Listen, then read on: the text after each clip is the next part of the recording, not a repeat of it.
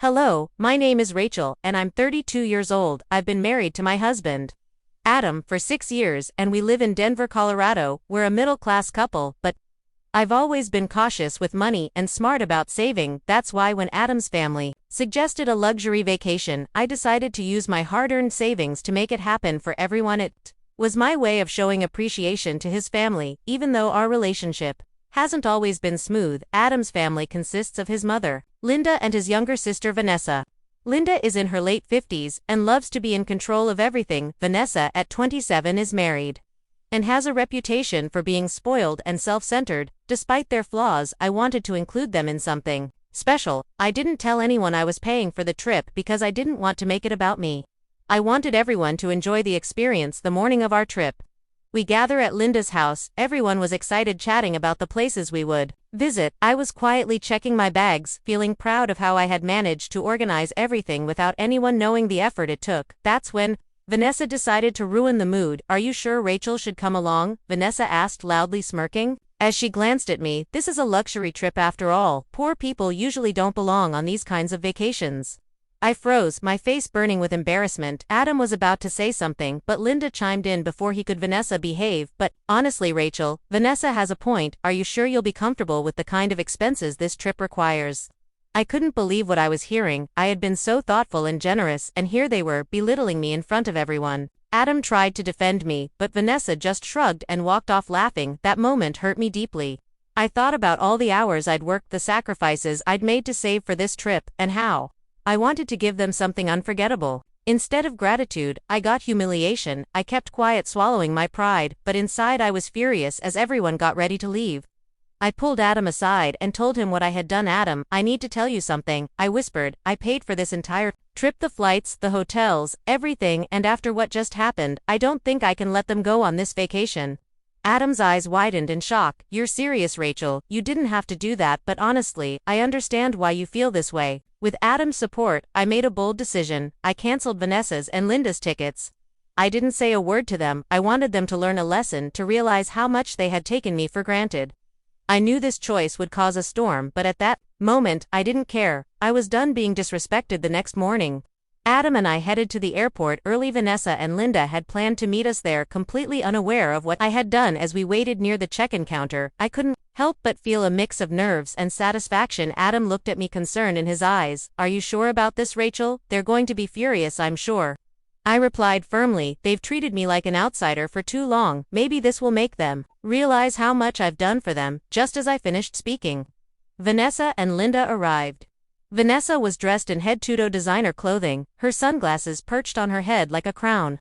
Linda followed closely behind, her usual air of authority intact. They waved at us, oblivious to the surprise waiting for them. "Rachel, you look decent," Vanessa said with a fake smile, her tone dripping with sarcasm, ready to see how the other half lives. I ignored her comment and waited for the moment to unfold. At the check-in counter, the airline staff began scanning our tickets. Adam and I went first, and our boarding passes printed without issue. Then it was Vanessa's turn. "I'm sorry, ma'am," the attendant said, frowning at the computer screen. "It seems your ticket has been canceled." Vanessa blinked, clearly confused. "What do you mean canceled? That's impossible." Linda stepped forward, her tone sharp. "There must be a mistake. Check again." The attendant shook her head. "I'm afraid there's no mistake. The tickets for Vanessa and Linda were canceled yesterday." What? Linda's voice rose in anger. "Who would do that?" I took a deep breath and stepped forward. "I canceled them both." Vanessa and Linda turned to me, their faces a mix of shock and fury. "You did what?" Linda spat. "Why would you do something so ridiculous?" "Because I'm the one who paid for this entire trip," I said, my voice steady but firm. "The flights, the hotels, everything, and after the way you treated me yesterday, I decided I didn't want to spend my hard-earned money on people who clearly don't respect me." Vanessa's jaw dropped. "You're lying. There's no way you could afford all this." Adam jumped in. "She's not lying, Vanessa. Rachel saved 4 months to make this happen, and you had the audacity to mock her." Linda looked at me, her face pale with embarrassment. "You should have told us. How could you cancel our tickets without saying anything?" I stared at her, unflinching. "Would it have made a difference? You've never cared about what I contribute, Linda. This trip was supposed to bring us closer as a family, but instead you made it clear I'm not good enough for you, so no." I didn't feel the need to consult you. The confrontation caused a scene at the airport. Other passengers glanced at us, whispering among themselves. Vanessa was fuming, but Linda's anger quickly turned into an awkward silence. I can't believe this, Vanessa muttered. You've ruined everything. No, I said, my voice calm. I finally stood up for myself. There's a difference. Adam and I boarded the plane, leaving them behind. As we settled into our seats, I felt a strange mix of guilt and relief. Adam squeezed my hand. You did the right thing, Rachel. When we arrived at our destination, we received countless angry texts from Linda and Vanessa. They accused me of being selfish and ruining their plans. I didn't reply. Instead, I blocked their numbers for the duration of the trip. Adam and I spent the next week exploring, relaxing, and enjoying the vacation without the weight of their negativity. For the first time, I felt like I could truly breathe when we returned home. I learned from a mutual family friend that Vanessa and Linda had tried to book new tickets after the confrontation but couldn't afford the costs. It turned out they'd been struggling financially for months and had expected Adam and me to cover their expenses during the trip. This new information confirmed what I had always suspected. They had been taking advantage of my kindness all along. From that day forward, I decided to set boundaries. I wasn't going to let anyone walk over me again, no matter who they were. After we returned home, things took an unexpected turn. Linda and Vanessa weren't content with letting the matter drop. Instead, they escalated the situation by spreading false rumors about me to extended family members. Suddenly, I was receiving cold shoulders and disapproving looks from people I'd once considered friendly. They're telling everyone you're selfish and ungrateful, Adam said, reading a message from his cousin. They're making it sound like you canceled the trip out of spite. I sighed, frustrated, but not surprised. Of course, they're twisting story they'll never admit. What really happened? Determined to clear my name, I started digging for proof of how much I had done for the family. While looking through receipts and messages, I stumbled upon something shocking: a group chat between Linda and Vanessa. In it, they had been planning to manipulate me into paying for more luxury items during the trip. Don't worry, Vanessa had written. Rachel's so desperate for approval she foot the bill for anything we ask. I showed the messages to Adam, who was furious. They've been using you this whole time. This discovery gave me the evidence I needed to confront them publicly. The following weekend, there was a family gathering at Adam's uncle's house. Knowing Linda and Vanessa would be there, I decided it was time to expose the truth. With Adam by my side, I calmly addressed the family. I know some of you think I'm selfish because I canceled Linda and Vanessa's tickets, I began, but what you don't know is that I paid for the entire trip and they didn't contribute a single dollar. Gasps rippled through the room. Vanessa tried to interrupt, but I held up my hand. I also found these messages. I continued pulling out printouts of their group chat. This is proof that they plan to take advantage of me.